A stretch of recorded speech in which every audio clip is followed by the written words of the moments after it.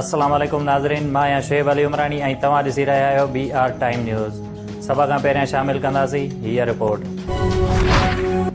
IG Sindh जे शिकायत बाबति army chief जे हुकुम ते कोर्ट ऑफ इंक्वायरी मुकमल कोर्ट ऑफ इंक्वायरी जी सिफ़ारिश ते ISI ऐं सिंध रेंजर्स जे लाॻापियल ऑफिसर्स खे संदनि ज़िम्मेवारियुनि तां हटायो वियो।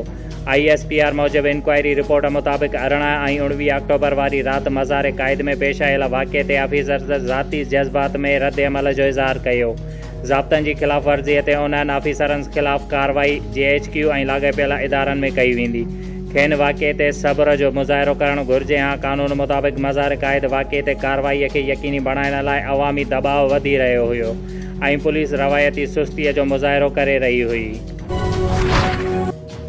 बिलावल भुट्टो ज़रदारी पारां आर्मी चीफ जे हुकुम ते IG सिंध वारे मामले जी जांच रिपोर्ट ऐं कार्रवाईअ जी आजियां बिलावल भुट्टो ज़रदारी गिलगित में जलसे खे ख़िताब कंदे चयो त IG सिंध वारे मामले ते आर्मी चीफ खां जांच कराइण जो मुतालबो कयो हुयो। ख़ुशख़बरी मिली आहे त वाक़े जी जांच रिपोर्ट ते पाक फ़ौज एक्शन खंयो आहे। जमहूरी तरीक़ो उहो आहे ग़लतीअ जो एतिराफ़ कयो वञे। उन अमल सां इदारनि जो वक़ार बुलंद थींदो। असांखे गॾिजी अॻिते वधिणो आहे। वफ़ाक़ी वज़ीर शिबली फराज़ चयो आहे त फोर्सिस में ख़ुदि एहतिसाबीअ वारे अमल जो एतिराम करियूं था। IG सिंध वारे मामले जी जांच में ज़िम्मेवार करार ॾिनल ॿिनि ऑफिसरनि खे हटायो वियो आहे। FIR दाख़िल थिए हा त मामिलो ख़राब न थिए हा। इस्लामाबाद में प्रेस कॉन्फ्रेंस कंदे शिबली फराज़ चयो त रेंजर्स ते अवामी दबाव ते IG सिंध सां राब्तो कयो। IG सिंध हुकूमत जे हुकुम जे इंतज़ार जो चयो। हाणे इंतज़ारु आहे त सिंध हुकूमत ऑफिसर्स ख़िलाफ़ कहिड़ी कार्रवाई कंदी। वज़ीर आज़म इमरान ख़ान 8 करोड़ रुपयनि जे असासनि जो मालिक, 4 परॾेही अकाउंट्स बि ज़ाहिर।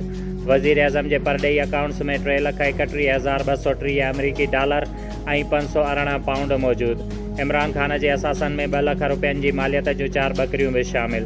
क़ौमी असेंबलीअ जे स्पीकर असद कैसर जा बि 8 करोड़ रुपयनि जा असासा ज़ाहिर। वफ़ाक़ी वज़ीर उमर अयूब वटि बि 1 अरब 21 करोड़ रुपयनि जा असासा। नूर आलम बि अरबपति, 3 अरब 20 करोड़ रुपयनि जो मालिक। Supreme court Karachi circular railway case में रेलवेज़ जे सेक्रेटरी ऐं सिंध जे चीफ सेक्रेटरीअ खे तौहीन अदालत जा नोटिस जारी करे छॾिया।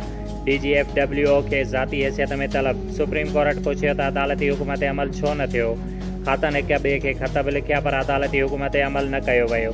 चीफ जस्टिस चयो त रेलवे जो सेक्रेटरी ऐं चीफ सेक्रेटरी तौहीन अदालत करे चुका आहिनि। ज़रूरत पई त वज़ीर आज़म ऐं सिंध जे वॾे वज़ीर खे बि तलब कंदासीं। Assistant commissioner Nawab Shah Shiraz Ali लगारी शहर जे होटलनि ऐं कारोबारी मर्कज़नि जो दौरो कयो ऐं कोरोना खां बचाव लाइ SOPs ते अमल जो जाइज़ो वरितो ऐं हुन शहर जे कारोबारी हज़रात खे SOPs ते अमल सख़्तीअ सां करण जी हिदायत कई।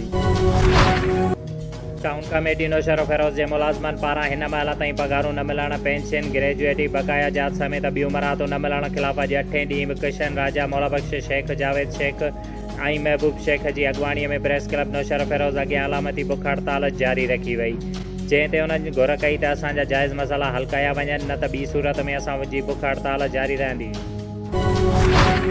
SSP नौशरो फेरोज़ अल्ताफ़ हुसैन लगारीअ जी सरबराहीअ में डिपार्टमेंट प्रमोशन कमेटी मुनक़िद कई वई, जंहिं में ज़िले नौशरो फेरोज़ जे 15 लेडीज़ पुलिस ऐं 7 ड्राइवर पुलिस कांस्टेबल समेत 22 कांस्टेबल्स खे तरक़ी ॾेई हेड कांस्टेबल कयो वियो। शुएब अली उमराणीअ खे ॾींदा इजाज़त। वधीक ख़बरुनि ऐं अपडेट्स लाइ ॾिसंदा रहो BR टाइम न्यूज़।